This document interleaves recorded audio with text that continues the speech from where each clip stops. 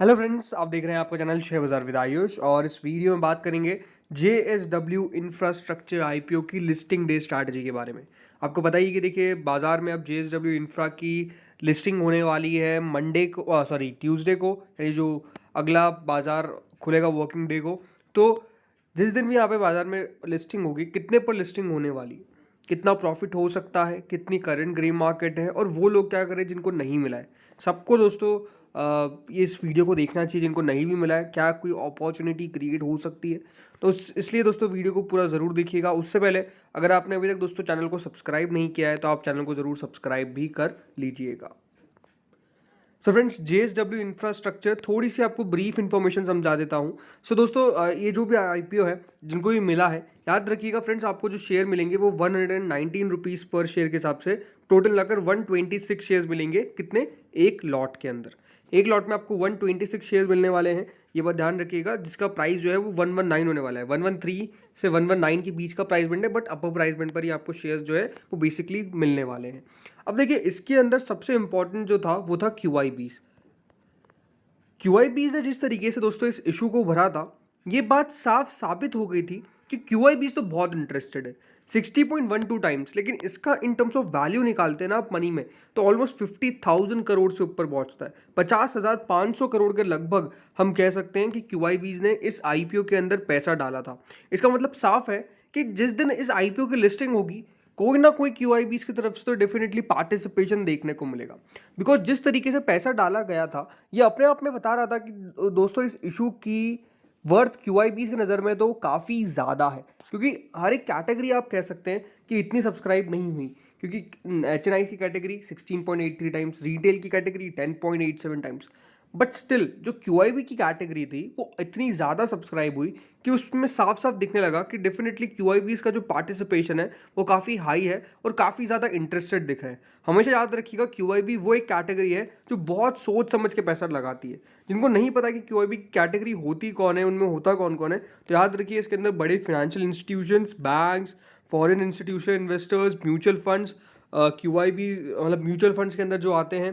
फिर उसके बाद दोस्तों QIBs स्पेसिफिकली स्मॉल इन्वेस्टर्स को रिप्रेजेंट करते हैं जो म्यूचुअल फंड के जरिए पैसा लगाते हैं, या फिर ULIP schemes of insurance companies के तहत पैसा लगाते हैं, फिर पेंशन स्कीम्स की तरफ से। यानी बेसिकली जो भी संभालता है QIB को वो फंड मैनेजर होता है, और वो फंड मैनेजर डेफिनेटली अपने क्लाइंट का नुकसान करने के लिए कभी कोई पैसा नहीं लगाता है, क्लाइंट का पैसा बढ़ाने के लिए पैसा लगाता है। तो एक बात आपको मैंने सिंपल समझाई है कि QIBs ने इस इशू के अंदर भर के पैसा लगाया। इसका मतलब ये था कि ये डेफिनेटली उनके जहन में ये एक वर्थ IPO था पैसा लगाने के लिए। अब बात करते हैं कि कितने पर लिस्ट होने की संभावना है, राइट। तो अगर मैं ग्रे मार्केट को देखता हूं तो ग्रे मार्केट तो 27 रुपए के आसपास चल रही है। मेरे हिसाब से ग्रे मार्केट और बढ़ सकती है, और मैं ग्रे मार्केट को अभी मान लीजिए 30 रुपए लेके चलता हूं। 30 रुपए क्यों? एक अपर हैंड लेके चलता हूं, बिकॉज जिस तरीके से बाजार ने मूवमेंट भी दिखाया है, आई थिंक ये भी अपने आप में एक अच्छा साइन है। इसलिए मैं 30 रुपए अपर हैंड लेके चलता हूँ, एक राउंड ऑफ लेके चलता हूँ कि 30 रुपए मान के चलिए। अभी करंट इसकी ग्रे मार्केट चल रही है, वैसे 27 रुपये चल रही है, पर 30 रुपए में मान के चल रहा हूँ।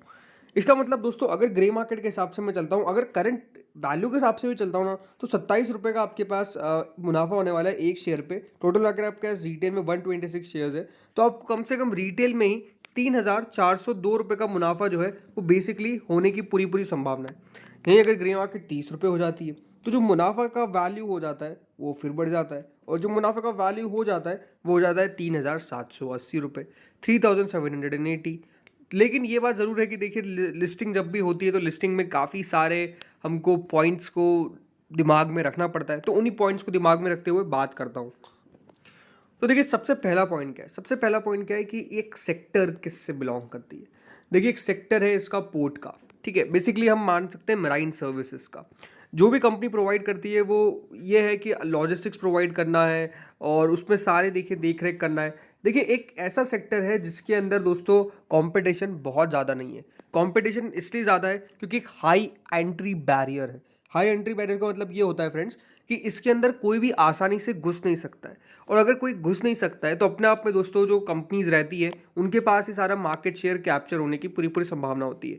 इसका जो सबसे बड़ा पीयर है या फिर कॉम्पिटिटर है वो है दोस्तों Adani ports. Adani ports operate करता है और JSW ऑपरेट करता है। दोस्तों JSW इंफ्रास्ट्रक्चर को लेकर मैं यही कह सकता हूँ कि एक ऐसी कंपनी है जो आप चाहे तो लॉन्ग टर्म के लिए अपने पोर्टफोलियो का हिस्सा बना के रखिए, जिनके पास आया है। क्यों ऐसा मैं कह रहा हूँ? बिकॉज देखिए, जब बहुत ज़्यादा कंपनीज नहीं होती है तो सारी ये जो वॉल्यूम्स है ये दोनों कंपनीज मिलकर शेयर कर लेती है, और धीरे धीरे करके देखिए एक कंपनी हो सकता है कि बहुत ज़्यादा आगे निकल जाए, इसमें कोई दोहराई नहीं है। हो सकता है कि अडानी पोर्ट्स बहुत आगे निकल जाए, बट ये याद रखिएगा तब भी जगह रहेगी JSW के लिए हर बार बढ़ने की।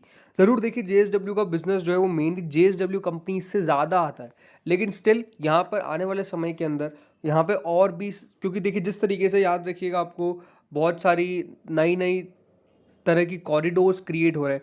ये आई थिंक एक इम्पॉर्टेंट पॉइंट है इन सब कंपनीज़ के लिए कि यहाँ से इंडिया के थ्रू भी काफ़ी ज़्यादा आपको ट्रेड होता हुआ देखने को मिलेगा। इसकी बहुत हाई पॉसिबिलिटी है, इसीलिए ये जो कंपनी है ये लॉन्ग टर्म के हिसाब से आपका काफ़ी बढ़िया फैक्टर इन प्ले करती है। और मुझे लगता है कि अगर आप मुझसे पूछेंगे क्या इसकी वैल्यूएशंस बहुत महंगी महंगी है, तो मेरे हिसाब से कोई वैल्यूएशंस महंगी नहीं है।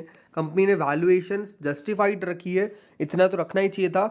जगह बहुत ज़्यादा नहीं क्यों छोड़ी गई? रीज़न सिंपल है कि कंपनी इस वैल्यूएशन पे भी लेके आई है, तब भी देखिए पैसा इतना आ गया, तो इससे कम लेके आने का कोई सवाल उठता नहीं है। ये बात अपने आप में सच है। अब बात करते हैं कि एग्जैक्टली लिस्टिंग किस पे होगी।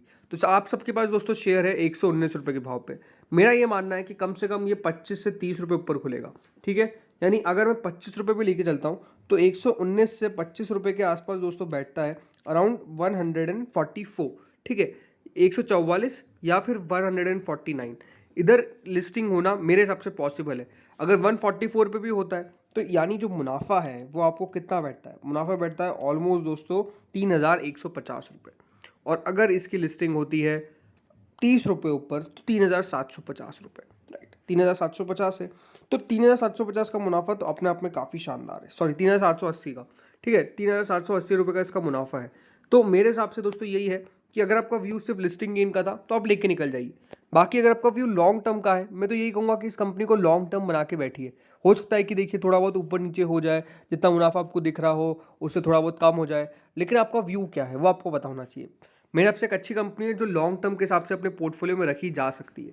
एक स्टॉप लॉस आप चाहे तो लगा के चल सकते हैं। जो भी दोस्तों लिस्टिंग होती है और या फिर जो भी हाई बनाता है उससे दोस्तों 5% भी नहीं कहूँगा मैं, 2.5% 3% नीचे का बना के रखिएगा।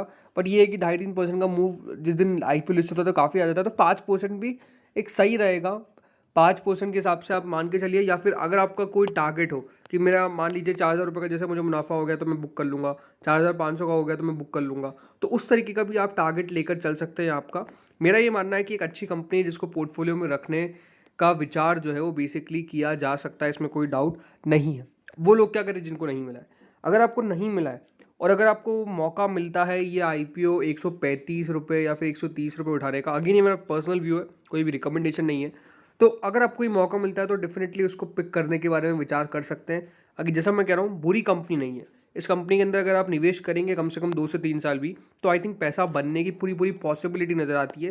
मैंने आपको सारे रीजंस बता दिए हैं, तो आई थिंक वो एक इंपॉर्टेंट पॉसिबिलिटी है जो मुझे लगता है कि बहुत रोल प्ले कर सकती है। तो इस वीडियो में इतना ही था। होपफुली आपको वीडियो बढ़िया लगा होगा। अगर लगा तो लाइक कर देना, चैनल से पहली बार जुड़ो सब्सक्राइब कर देना, और आप अपने टारगेट्स भी बताइए कि आपके क्या व्यू हैं, कितने पर ये IPO आप लिस्ट होता हुआ देखते हैं, ये मुझे कमेंट सेक्शन में ज़रूर बताइएगा। Thank you friends for watching this video.